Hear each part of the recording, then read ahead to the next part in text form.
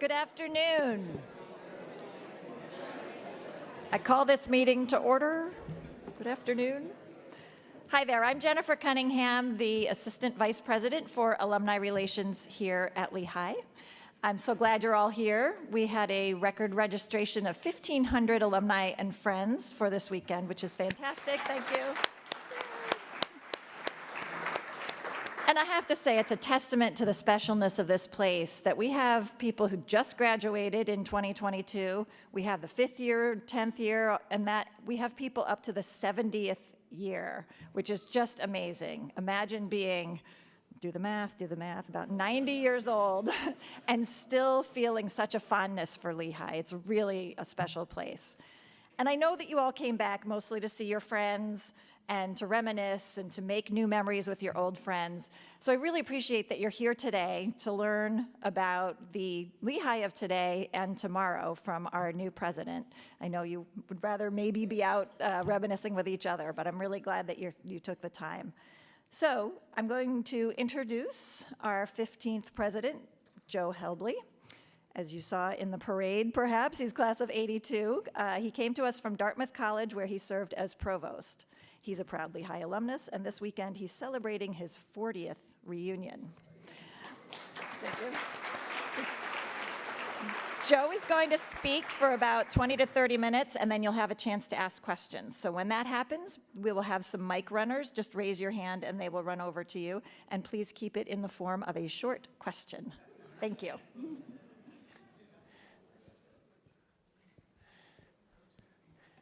Thank you, Jennifer. Welcome back, everyone. I will take questions. Whether or not I answer them depends upon what you ask. We'll see how it goes. Right.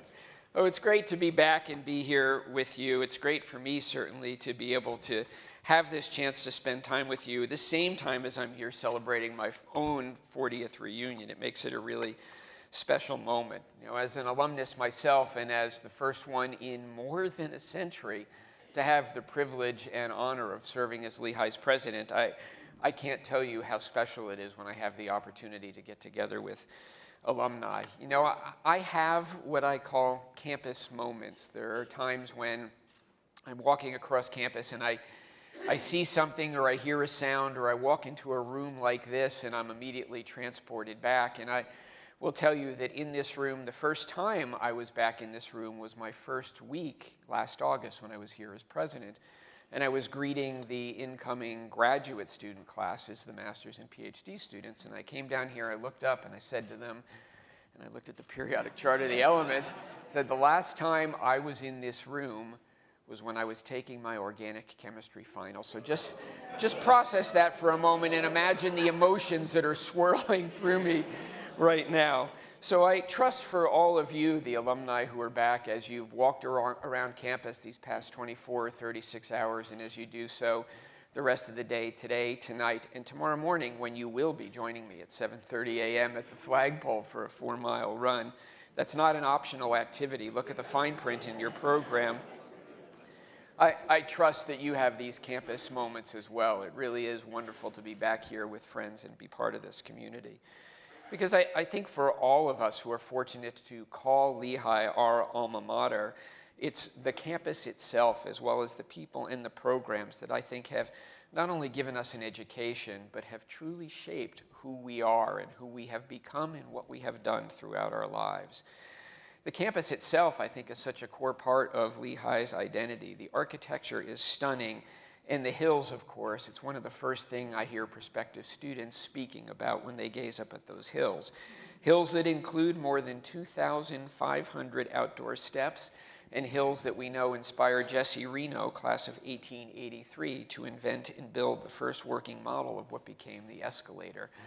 That is something that was not much discussed when I was a student, but it's so fitting, and it is something that our faculty are now very upfront with in describing the campus with our students. Challenging academics, of course, have so long been a part of Lehigh's history, Lehigh's legacy, Lehigh's DNA, and that hasn't changed. How many of you know that Tau Beta Pi, the National Engineering Honor Society, was founded at Lehigh? Show of hands, right? And that's another thing. We are not very good at telling our story, and and pointing to our accomplishments, this is something that's had national implications. There are now 250 chapters across the United States at colleges and universities, and that was founded right here at this university. It's a campus that, as alumni, we know has been a pioneer and a leader, a campus that we know has combined strong academics, strong traditions, and clearly strong bonds of community in this incredible setting for 157 years. Now, the specifics have certainly changed over those 157 years, and I was recently reading through Lehigh Catalog Volume 25, Number 2, published in March 1951. It was the university catalog for 1951-52, and I was struck by the breadth of change in majors, in programs, of course, but even in the physical plant.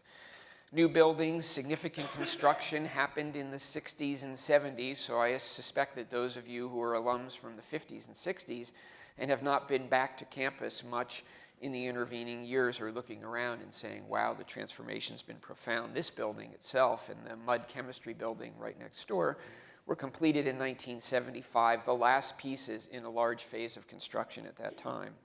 There was another wave of construction in the late 90s and 2000s, and then again today with the Health Science and Technology Building, HST, formally opening less than 2 months earlier this spring as our newest building. Have many of you had a chance to get a look inside? Yeah, it is spectacular, and I would encourage you to do so if you haven't had the chance. Really pushing forward a new way for us on this campus to integrate science and scholarly inquiry across disciplines. The College of Business is building an expanded facility, a business innovation building just a few doors away, and that's approaching completion this fall, so I will invite all of you back to have a look at that spectacular facility once it opens. And then, of course, new residence halls, Singleton, Hitch, and Maida, opening just this past year. Many of you are staying in them, all of our buildings will be LEED certified silver or gold as part of our commitment to being a sustainable campus. And with the transformation in physical facilities, there's certainly been transformation and growth in our student community. To put that in context for the great class of 1972, here with us okay, there are no applause for the class of 72, come on. Here to celebrate their and your 50th reunion this weekend, in that year, Lehigh awarded a total of 996 degrees. The breakdown, 662 of those degrees were bachelor's degrees. 662 were granted to men, 0 were granted to women. 276 master's degrees were granted in that year, 227 to men and 49 to women. And 55 PhDs were granted to men and 3 to women for 58 total. So that was 1972. 2 weeks ago, I had the privilege of presiding over my first series of commencement ceremonies as Lehigh president. And that ceremony, which welcomed our newest community of alumni, the members of the class of 2022, awarded a total of 1,874 degrees. At the bachelor's level, 1,251. There'll be a quiz on this afterwards. 651 awarded to men and 600 to women. Master's degrees, 507, 241 to men, 266 to women. And doctorates, 116 total, 76 to men, 40 to women. So in that period, these 50 years, there has been a rough doubling of each of our programs, with much of that growth in the undergraduate student body actually happening in the 1970s, when we grew from some 2,900 students in 1972 to about 4,300 by the time I graduated in 1982, and some 5,400 students at the undergraduate level today. So today's Lehigh is about 7,000, 7,200 strong, 5,400 undergraduates, 1,800 graduate students. And with this growth in the campus and the student community, there have been, of course, changes in the composition of the student body in gender, race, ethnicity, and national origin, making the campus today much more reflective of the communities our students are drawn from and the companies they are attracted to and find themselves working for. And I think this change has been tremendously exciting. But what has not changed throughout our entire time over this period of transformation have been our core mission and values. Our commitment to being a leading residential research university and offering a world-class residential living and learning experience to all of our students. And that commitment matters as we think about what lies ahead for Lehigh. That commitment matters as we think about the challenges and criticisms facing higher education in this country. Now, broadly, those criticisms are about the fundamental value proposition of higher education. I'm sure you've seen this in the press. Is college worth it? We've all seen these headlines. We've seen pundits online, on television, in print media, if anyone still consumes actual print media, I do, raising the question. But what are the specific criticisms of higher education that I'm hearing and reading?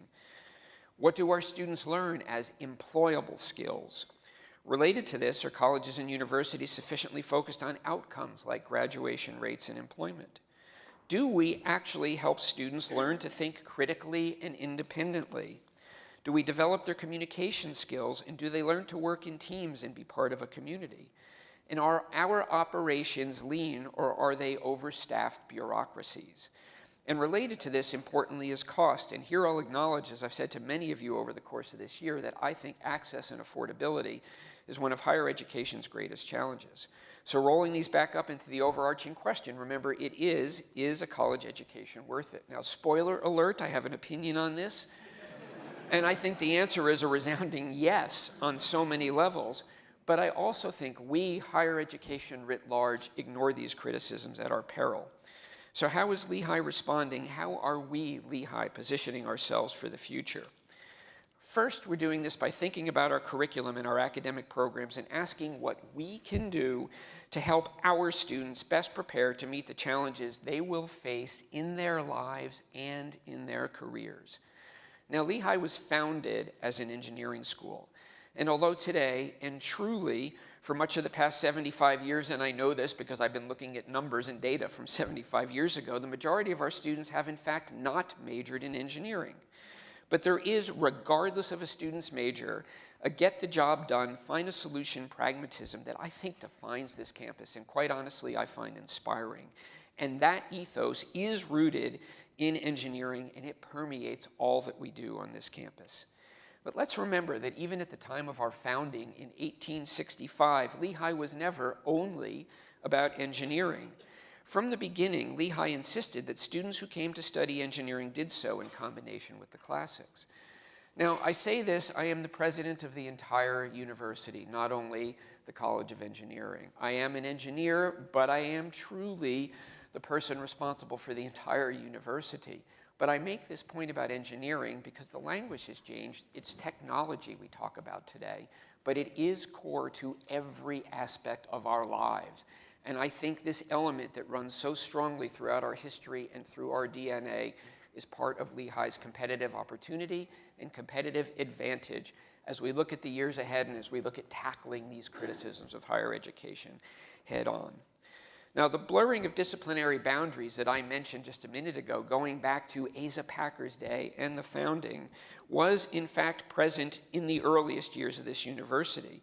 It was evident in the 1952 course catalog I mentioned a minute ago that in fact included description of a 5-year arts engineering integrated program, so far ahead of its time. That blurring of disciplinary boundaries today is expressed in programs like IBE, the Integrated Business and Engineering Program, CSB, Computer Science and Business, and IDEAS, it's an acronym, the Integrated Degree in Engineering and Arts and Sciences, programs that intentionally combine 2 majors from different colleges and programs that are among our most competitive from an admission standpoint. Each of these programs enables students to draw from the best of very different worlds and prepares them to meet the challenges they will face the minute they walk out the door. It is these kinds of programs and these programs themselves that are part of what I see as the opportunity for Lehigh to truly build and to stand out from the crowd. I have already announced, as some of you who've heard me speak on other occasions know, that over the next 5 years, we will increase the size of these signature interdisciplinary programs by 50%. I have already asked that we explore the creation of new programs, including with the College of Health, to expand this interdisciplinary inter-college opportunity to students in all of our colleges. Work on that is already underway, and within a year, I am fairly confident we will have at least one new program to announce. And I've also asked that we recognize that through what I will call our 3 core undergraduate colleges, engineering, business, and arts and sciences, we have the tools, we have the content, we have the opportunity to give every student the education they need to compete, to contribute, and to succeed. Now, why these 3 colleges? Well, first, engineering, I've already asked and answered that question. I think quite simply technology is the language of today. And as I have said in other settings, how many of you see that vector pointing in any direction other than upward? How many of you think technology will become less important in our lives over the next decade? Whether we like it or not, that is the direction the world is moving. It is our imperative that every student who comes to a great institution like Lehigh be prepared to engage in that world. Second, business teaches us how organizations operate and make decisions, and how to understand and manage flows of capital. And here I mean both human and financial. How do organizations run, operate, allocate resources, and make decisions? That is fundamental to our navigating the world and our careers. And third, the arts and sciences, and here I mean very intentionally and specifically the arts, humanities, and social sciences. They teach us how to see, to question, to interpret, to interrogate, to understand the world, and can help unleash our creativity. So what if we can make the foundational elements of each of these 3 colleges available to every student who comes to Lehigh, not just those who are in these structured inter-college programs? Think about it. We would be pushing our students outside of everyone's individual academic comfort zone, but leaving them prepared for all the complexity and change that their jobs, their communities, and the world will send their way. Second, following this expanding interdisciplinary curriculum and program, we need to have a clear focus on outcomes. We here at Lehigh are looking at our outcome measures, graduation rates and placement rates that are already among the best in the country, and asking what we can do to make them even better. Just a few months ago, in mid-February, the Georgetown University Center for Education in the Workforce published a lengthy compilation of what they called a return on investment for 4,500 post-secondary institutions of higher education in this country, 4,500. And they ranked them on a variety of measures, ROI based on net present value at 10, 15, 20, 25, 30, and I think 40-year time points. They also had an interesting measure, what fraction of an institution's graduates out-earn a high school graduate. It's an odd measure, but the point was very specifically to address that question I posed earlier, the question that's part of the criticism of higher ed, is college worth it? Lehigh, 20-year ROI based on net present value out of 4,500 institutions, 21st nationally, 21 out of 4,500. Percentage who out-earn high school graduates, this more visceral measure of the value of college, number 9 out of 4,500. Our placement rate this past year for the class of 2021, 97% 6 months after graduation. That is outstanding. And so thank you. And as I said earlier, this is wonderful, and I'm asking our team what it would take to push that even higher. Why can't we be among the top institutions, say the top 25 nationally in placement rate? Why can't we be in the top 25 nationally in graduation rate, overall and by gender and for all categories of race and ethnicity? Tie these to the ROI measures that I just referenced. The combination addresses the outcomes question head on. It addresses the criticism of higher education head on, and I think it shows clearly and unambiguously that a Lehigh education is right for the times and is valued. Third's the question of cost, and it's what I will refer to as the imperative to manage our existing resources carefully. Again, access and affordability is, I think, in many ways the most fundamentally important and profound question facing higher education today, and we owe nothing less to the families who are committing their children, their students to us for a period of 4 years or more. We've taken steps in the budget process this year to do this, led by the provost asking each unit to identify areas for small reduction of budget for reallocation to higher priorities.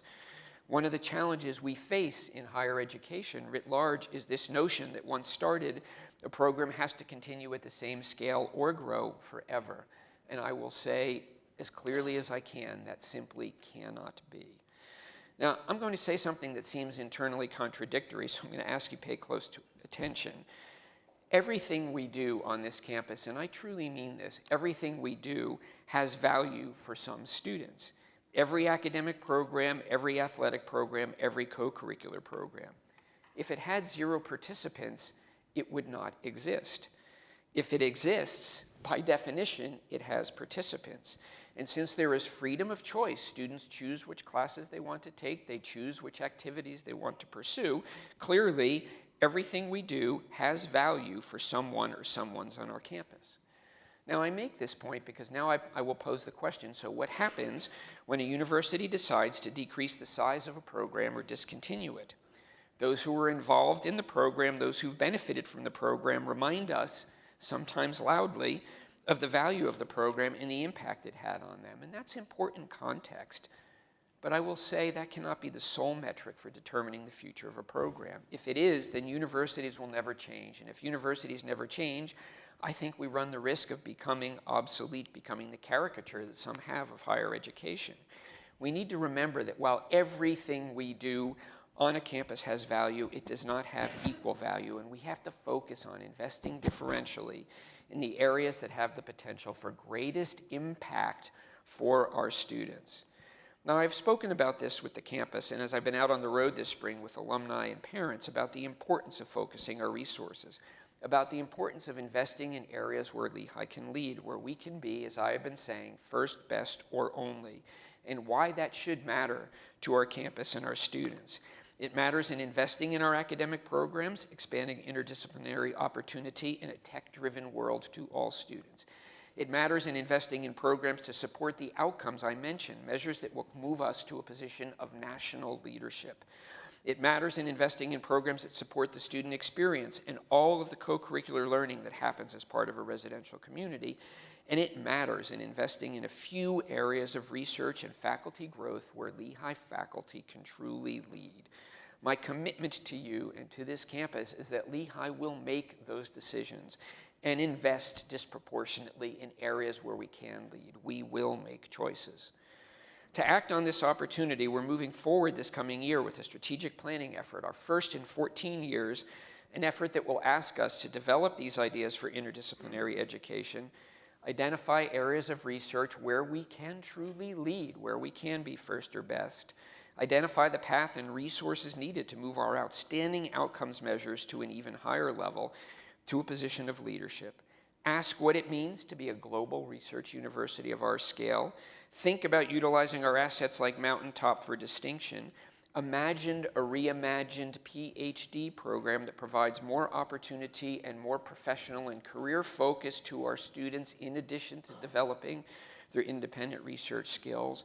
And also imagines what it would take to support a residential learning community here on our campus that mirrors the kind of country we would like to live in. And let me end by saying in all of this, I think it's essential that we remember the core purpose of a leading research university like Lehigh. We exist to seek objective truth. We exist to challenge ideas. We exist to create new knowledge, and we exist to educate the next generation. Now, what does educate mean? It means helping them learn content, and while exactly how we define that has certainly changed in the age of the internet at our fingertips, we're all carrying these devices around with us everywhere we go, I firmly believe that content still matters. Expertise matters, and we help students begin to develop expertise by helping them master content. Educate means learning skills, teamwork, collaboration, presentation, and communication. Educate means learning to listen and engage across difference. And here I want to briefly tackle head-on one of the questions frequently asked of higher education today: are our campuses open to a range of views? I actually think that the answer on nearly every campus in this country is yes. And for Lehigh, I believe the answer is unequivocally yes.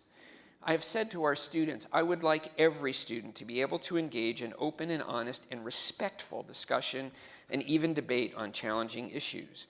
I truly believe it's not only possible, but essential for our college campuses to support this and to do so in an environment that embraces our differences and embraces every member of our community.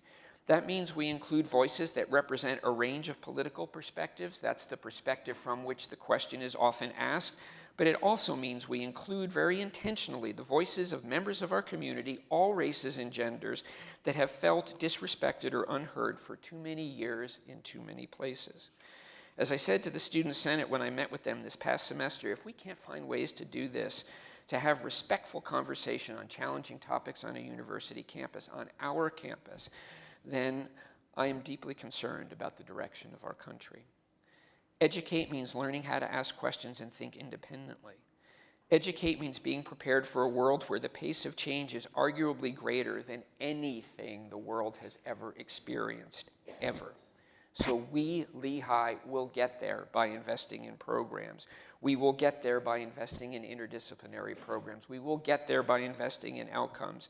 We will get there by making choices in areas of research where we can lead, where Lehigh can be truly first or best. Those are my aspirations for our alma mater, and all I can say is please keep in touch, pay attention, and stay tuned. I look forward to sharing our exciting progress as the year goes forward, and we will be counting on the engagement and support of our alumni community and our families to help take this great institution and make it even better, make it the kind of institution that is among the most competitive nationally and provides exactly the kind of education that our students in the world need. So thanks for listening. Thanks for all you do for Lehigh. Thanks for coming back to join me in celebrating my 40th reunion. And I'd be happy to take any questions you have.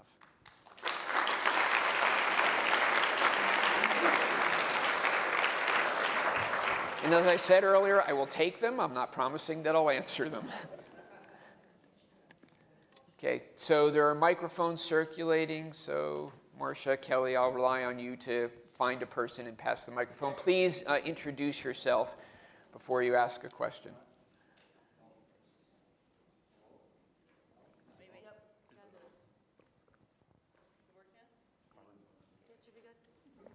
Testing. Okay, I'm Ray Oberle, class of '56. I've talked to your predecessors many times on this subject. It's near and dear to my heart. I've gone through it, and it's a pain, and I think it's part of your goal of helping the students learn more and be prepared. I was advocating a 1-hour course for 1 semester on what's called cash flow, budget making, and all the associated stuff associated, not double entry bookkeeping and all that stuff that you can use Quicken or QuickBooks or something else to do for you. Because people say, oh no, that's only for the business people. An artist is a business person. He has to go and get money to buy his inks, his oils, his equipment, places to get leases and everything else and stay in business. And if he doesn't have that skill, he'll be cash poor because he doesn't follow his cash and go belly up. So even if you enter in the business world, and I did this and it was a rude shock to me, is you enter as a junior engineer, you're all type A1 people, we all know that, and you eventually, after 2-3 years, become the first level manager. And the first level manager gets the greeting, give me a budget. And you say, what the hell's a budget? And you go from there. So I encourage this simple task be included in your projects. Thank you. So I promise you I will never say what the hell is a budget. I promise you that. I thank you for the question and the comment. And I will actually say, when I made the point earlier about working with the provost and the deans to make this kind of interdisciplinary opportunity something that every student draws from, it is engineering and business and the arts and humanities, those 3 pieces, very intentionally business is included for that reason. We're not going to make a mandatory, I mean, I'll take your question directly. I'm not going to advocate for a mandatory 1-credit course for every student, but building this into the program so that every student is drawing from all 3 schools is going to accomplish that task. And as we think about being outcomes focused, it doesn't simply mean investing in and expanding our Center for Career and Professional Development. Of course, investment there is one of the things we're looking at, but it's really thinking about the curriculum, the skills and knowledge the students develop to be prepared to engage the world as desirable employees and as contributors to company and community. Those kinds of skills are central. They do need to understand what a budget is and how it works.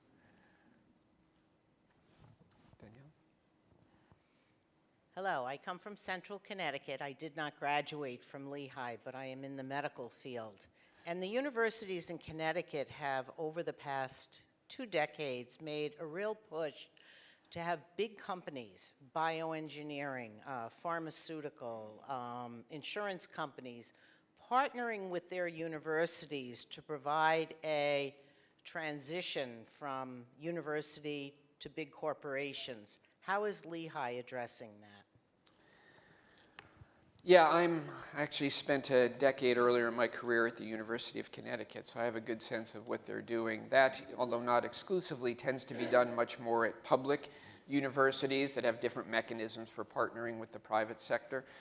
So what is Lehigh doing in that regard? In a highly structured way right now, nothing of that scale.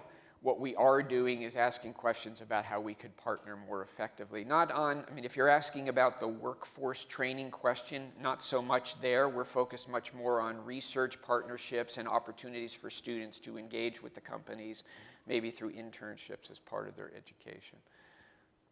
Does that answer your question? To some degree, yes. Yeah. Right. Kelly? Hi, my name is Stephen Ernst. I'm class of 1970. Could you tell us, please, what the percentage the tuition has gone up in the last 10 to 20 years? And are there any plans to lower that rate of increase? So I can't answer the question, not because I'm ducking it. I simply don't know what 10 to 20 years worth of data are. I've been here for 9.5 months. But I have looked at the tuition increase over the past 7 years. And our rate of increase this year, where with inflation being 7%, I know it's a small consolation to some, but with inflation being the highest it's been in 40 years, our rate of tuition increase was the lowest it's been in at least 7 years, and I think substantially longer than that. And that was very intentional. This is part of what we're doing, looking at using our existing resources efficiently, recognizing that it is a challenge for families, the rising cost of tuition. You know, as I said, access and affordability is one of the greatest challenges facing higher education. I will say that it is important that we look at net price rather than sticker price. 50% of our community receives financial aid, and we're investing substantially in financial aid. So for higher education across the country, the net price, what students are actually paying, has increased much more slowly than the sticker price, right? But, I mean, this is something we absolutely have to be cognizant of. We have, you know, we certainly look at higher education price increases, and we have not been a leader, we've been a lagger, right? We have not raised tuition as rapidly as other institutions, but I can't give you a number for 20 years, I simply don't know. But I can say it is something we are very, very attentive to.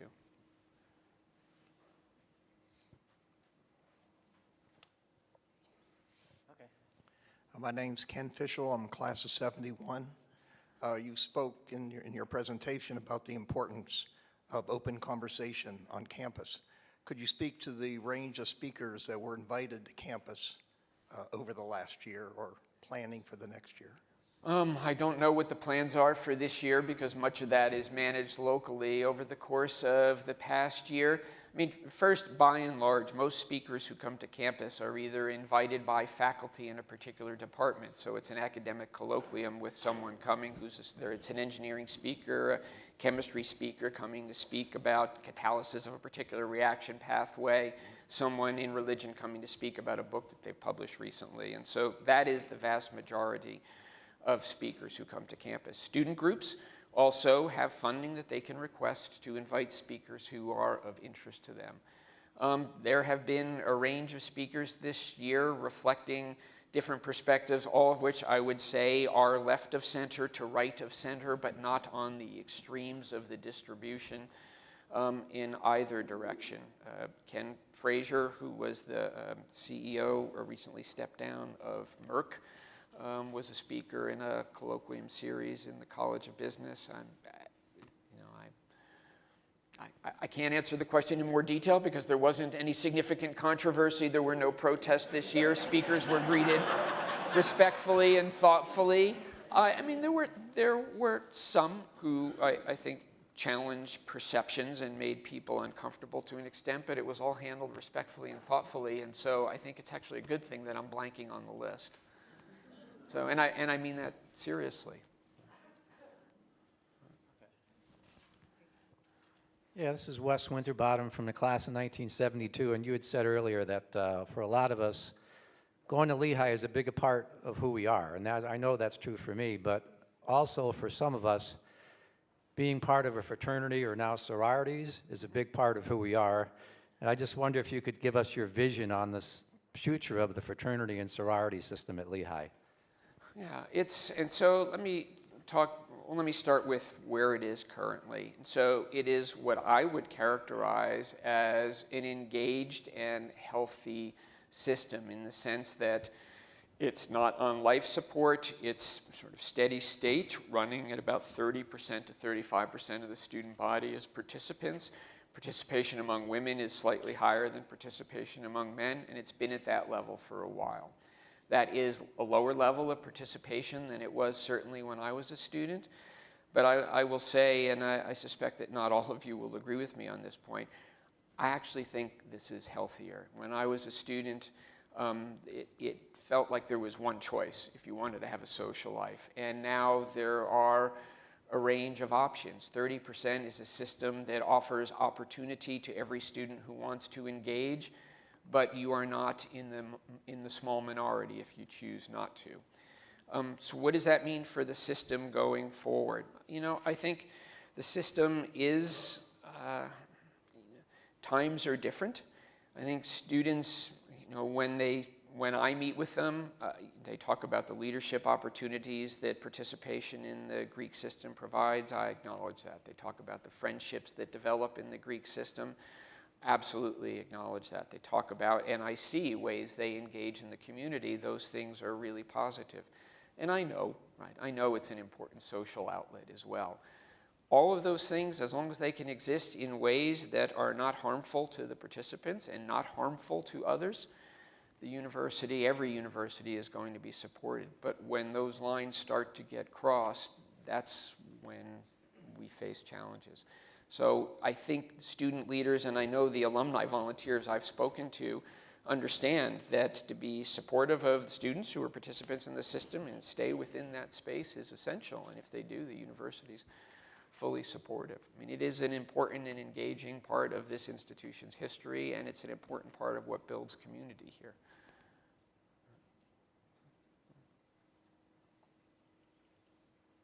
Other questions? Hi, Morin Kunis, class of 2002. You talked about bringing more diversity into the student body, and I was curious if you could address how you are looking at that from a faculty and staff perspective, particularly because it's so important for the students, I think, to see mentors and people who can lead them who look like them. It is and it is, and so yes and yes to both of your points.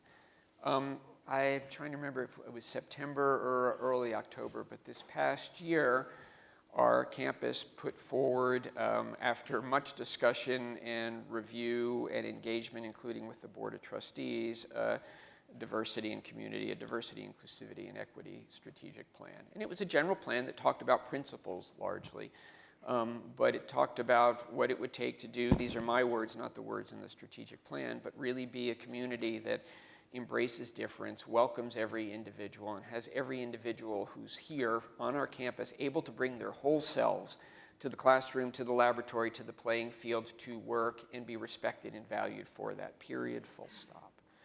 In March, we put forward the next set of goals for ourselves, which are specific things we are looking to accomplish.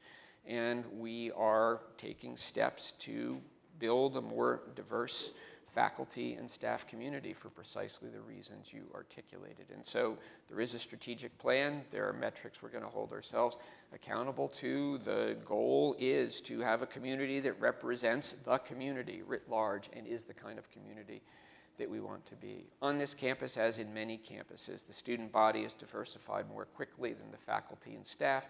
Lots of reasons for that, an important one being you bring in 1,500 or 1,600 new students every year. We do not bring in 1,500 or 1,600 new employees every year. If we did, we'd be facing a real problem. So progress is slow, but there is attention to it at every level.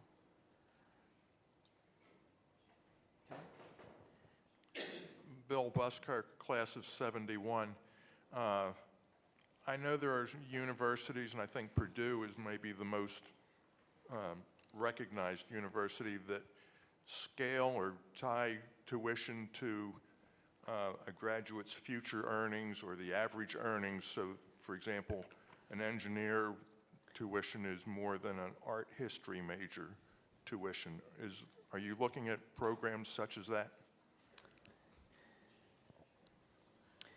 So I'm intrigued by that program, Purdue. There are a few, mostly small schools, but a few colleges and universities doing that. Purdue is the most prominent one. So they're called income share agreements. And what you do is, typically for your junior and senior year, I think that's the case at Purdue, you get a loan from the university and you commit to pay it back by paying back a certain percentage of your income that is tied to your major. And so if you end up being unemployed for a good part of the 10-year period, it is essentially waived. And if you earn a high salary, you're paying back a little bit more. But it's a way of providing another mechanism for enabling students to pursue whatever major is of interest to them and to graduate without additional external debt.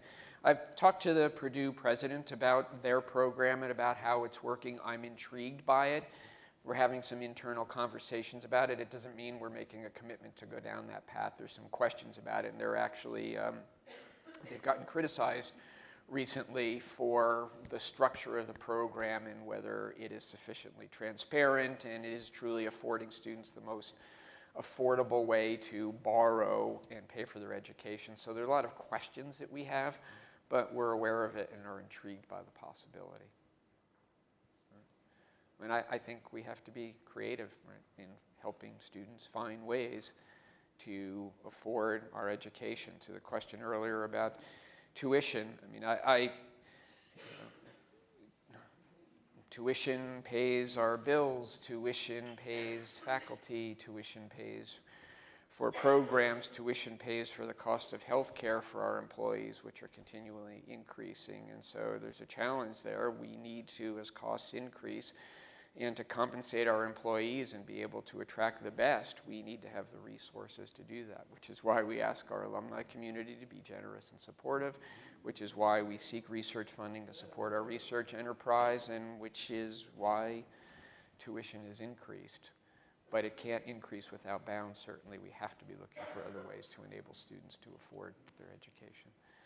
So, Danielle, there's a question down here in the front as well. Go ahead, Marcia.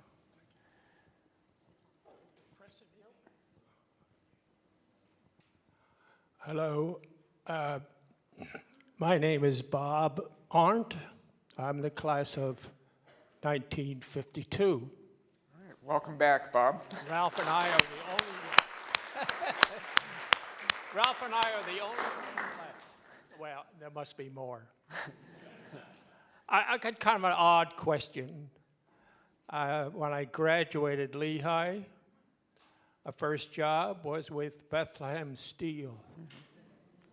I can remember the introductory talks by Bethlehem management saying, welcome aboard, you have lifetime employment, if you work hard, you will benefit, and so will Bethlehem. 23 years later, they cut our entire division. Really with no pension, no nothing forward. I wondered if Lehigh offered any courses, perhaps, saying, how do you recognize a failing company, or what are the symptoms of potential problems that I might look for in the future, etc.? That's a really interesting question. So first, I have to say, class of 1952, welcome. And of course, then when I mentioned catalog volume 25, number 2, you knew exactly what I was referring to earlier. That was your course catalog senior year. It's a really good question. I don't know. I will ask the College of Business Dean, and maybe I'll have a chat with the history department chair as well. That's a really interesting idea. Hi, I'm Andy Lucas, now Schmerin, class of 2011. And I think it's really evident from this weekend how many engaged alumni are here and interested in continuing to support this institution. So I would just be curious to hear from your perspective, what is the #1 thing that we can do from where we are now, more removed from the university, to help continue to support it moving forward? Right. Right. Well, the chuckles in the room, I think I heard someone just say it, send money. Of course, that's right. I mean, kidding aside, of course, we ask our alumni community and parent and families and local supporters who care deeply about this institution to help support us and support our students in achieving our goals. But the non-financial and substantive answer is by being engaged, by telling our story, hopefully by being excited by where the university is and where the university is heading, sharing that story with your peers. I actually think, quite honestly, and I say this as an alum who loves this institution deeply, this was transformative for me. We don't tell our story. How many of you knew before I mentioned it that the escalator, right, came from somebody being tired of climbing up those hills? How many of you knew Tau Beta Pi was founded here, right? I'm seeing hands. It is not every hand in this room. We should all know this. How many of you knew that we were number 9 nationally on this list of 4,500?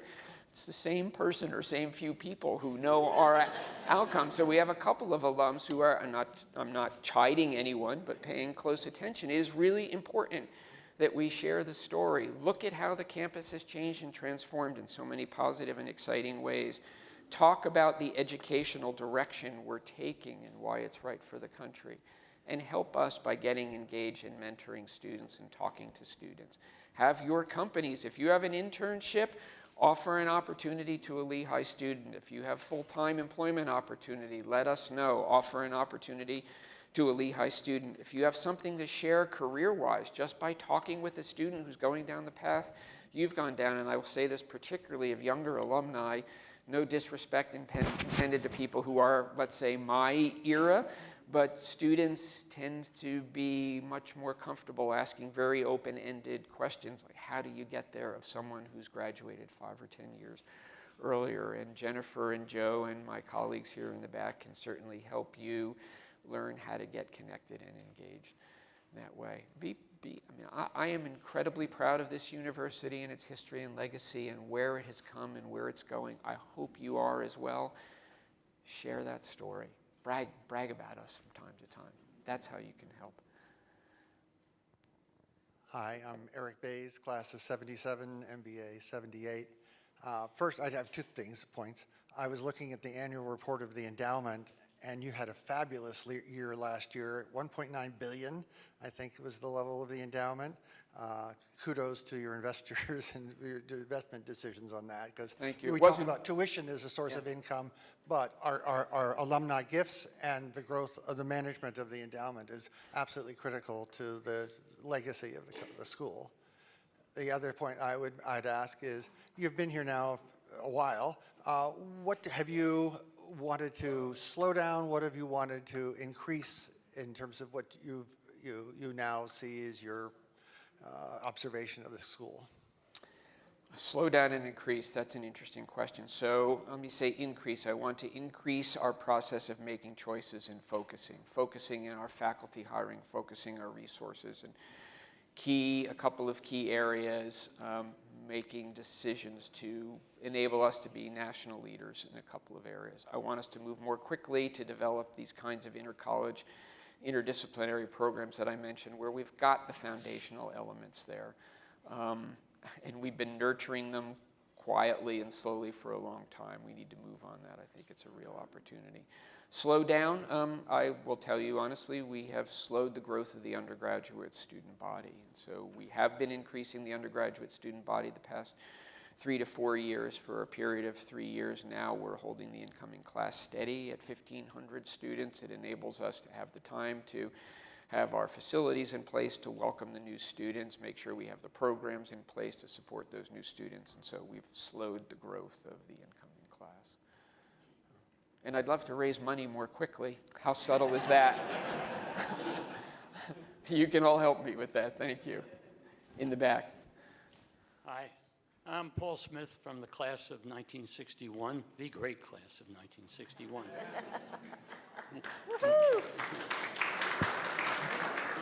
Thank you very much.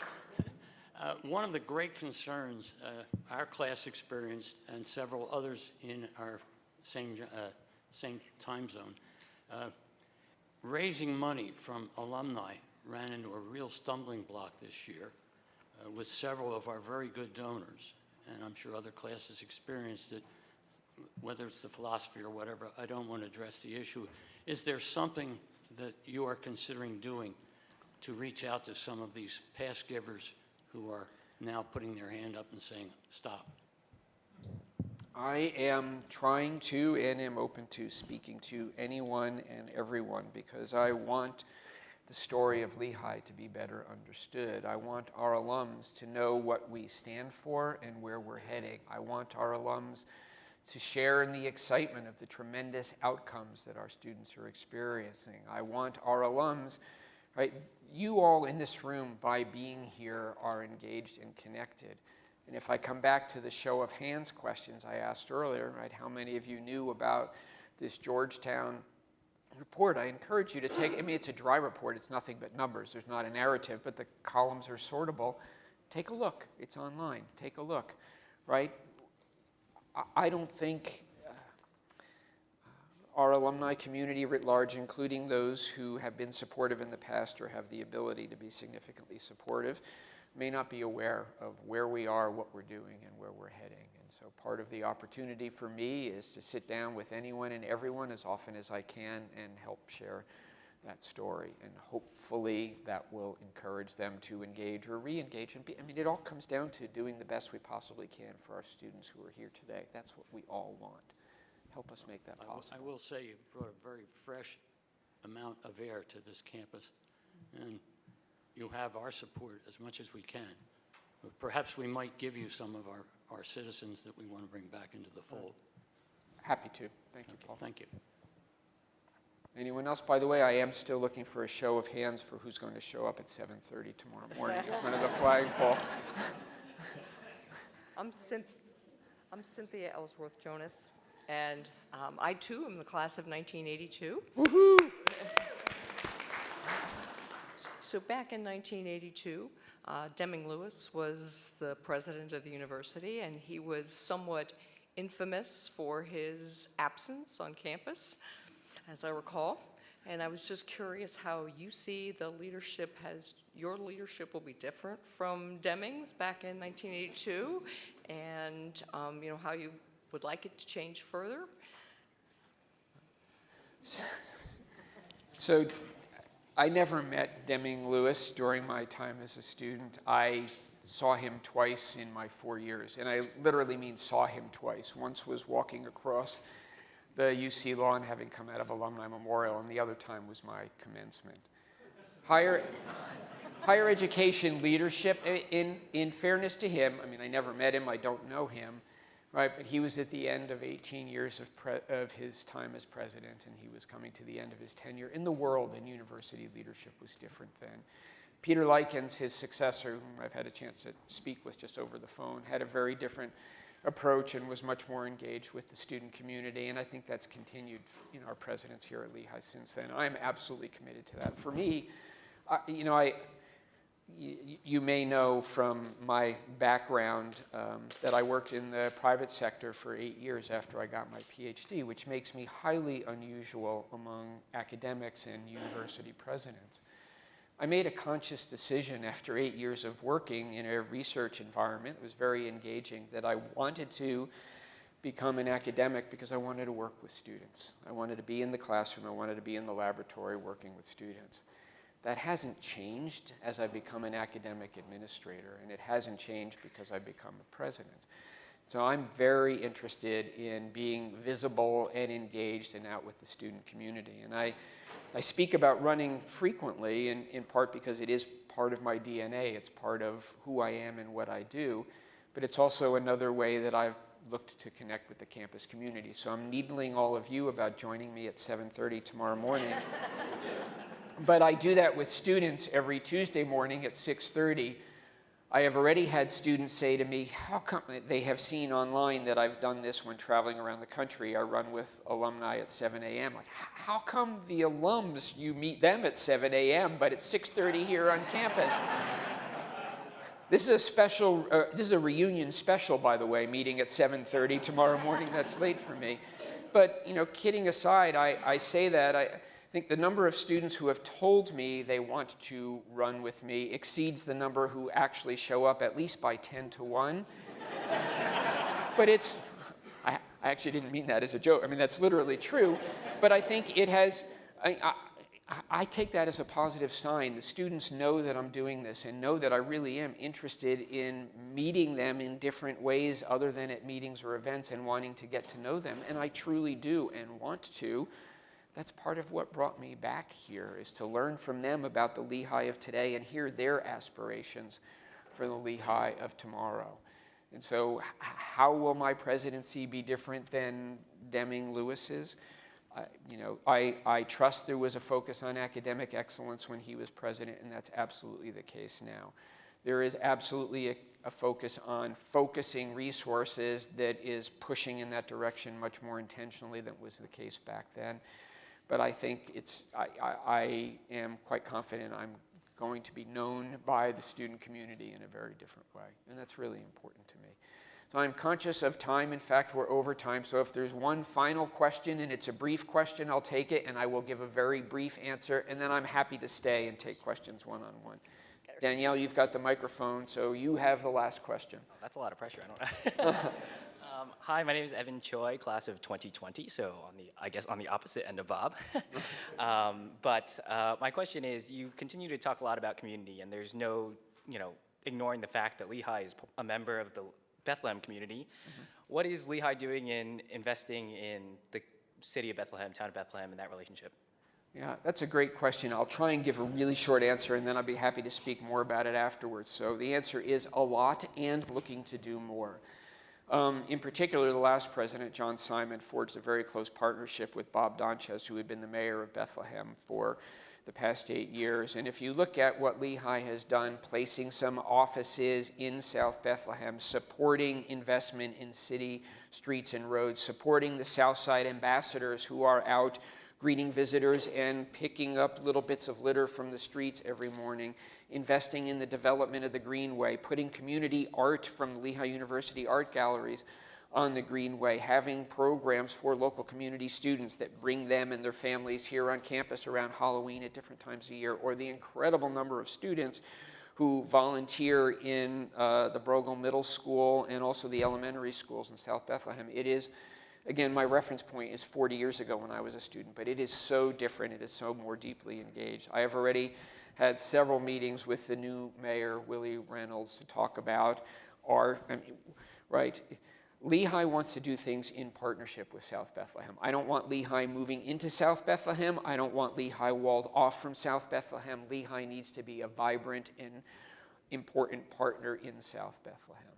And that's the way we're approaching this. The mayor and council are committed to approaching it the same way. And so we're talking about all sorts of ways that we can accomplish that. And so investing in the community is a really important part of how we think about it. So thank you for the question. Thank you, all of you, for the questions. Do you have some final words?